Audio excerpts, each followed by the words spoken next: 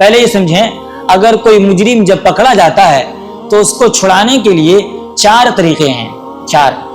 ایک تو یہ کہ ضمانت پہ چھڑایا جائے اس کو، کوئی آدمی ضامن بنتا ہے، جیسے ہمارے یہاں ہوتا ہے ضمانت پہ اس کو چھوڑ دیا جاتا ہے، رہا کر لیا جاتا ہے، تو ایک تو ہے ضمانت۔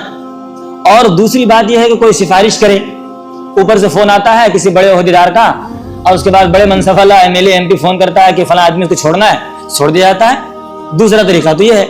تیسرا طریقہ یہ ہے کہ کوئی جرمانہ لیا جائے، جرمانہ لے کر مجرم کو جیل سے رہا کر دیا جاتا ہے، تھانے سے بھیج دیا جاتا ہے، چور وغیرہ پکڑا جاتا ہے، پیسہ پولیس لیتی ہے، اس کے بعد چھوڑ دیتی ہے، تیسرا طریقہ۔ اور چوتھا طریقہ یہ ہے ہلہ بول کر کے اسے رہا کیا جاتا ہے۔ جیسے کوئی بڑا آدمی گرفتار ہوتا ہے تو اس کے جو چاہنے والے لوگ ہیں وہ لوگ جو ہے ہلہ بولتے ہیں، پولیس تھانے میں جائیں گے، ہنگامہ کریں گے، شور شرابہ کریں گے، نعرہ لگائیں گے، اس کے بعد جو ہے پولیس لوگ جو متاثر ہو کر ان کو کیا کر دیا جاتا ہے، ایسا بھی ہوتا ہے۔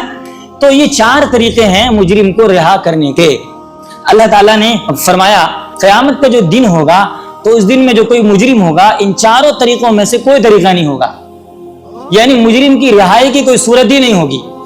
تو بنی اسرائیل سے کہا جا رہا ہے کہ آپ اللہ سے ڈرو اور اس دن سے ڈرو، کہیں ایسا نہ ہو کہ تم مجرم مانے جاؤ اور پھر تمہارے لیے رہائی کا کوئی راستہ نہ ہو، جہنم سے بچنے کا کوئی راستہ نہ ہو۔ تم بڑے لوگ تھے، اچھے لوگ تھے، لہذا تمہیں چاہیے کہ مسلمان ہو جاؤ، یہ اللہ کہتے ہیں۔ واتقوا یوما لا تجزی، اور تم ڈرو اس دن سے جس دن کوئی کسی شخص کے ذرہ برابر کام نہیں آئے گا، یعنی کفیل نہیں بنے گا، ضامن نہیں بنے گا، ولا يقبل منها شفاعہ، اور نہ کسی کی طرف سے سفارش قبول کی جائے گی۔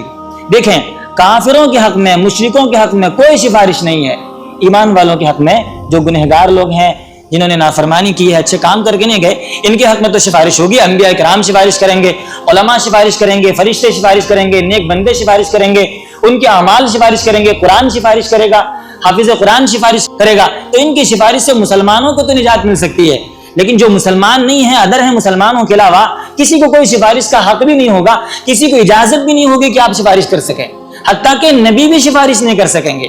اللہ نے قرآن کریم میں دوسری جگہ اس کی وضاحت فرمائی ہے، لا یؤخذ منها عدل، اور نہ اس کی طرف سے کوئی جرمانہ لیا جائے گا، جرمانہ لے کر بھی چھوڑا نہیں جائے گا، ولا هم ينصرون، اور نہ ان کی مدد کی جائے گی ہلہ بول کر کے، ایسا بھی نہیں ہو سکتا۔ اللہ کون بولے گا وہاں؟ اللہ کے سامنے کس کی مجال ہے قیامت کے دن بول سکے؟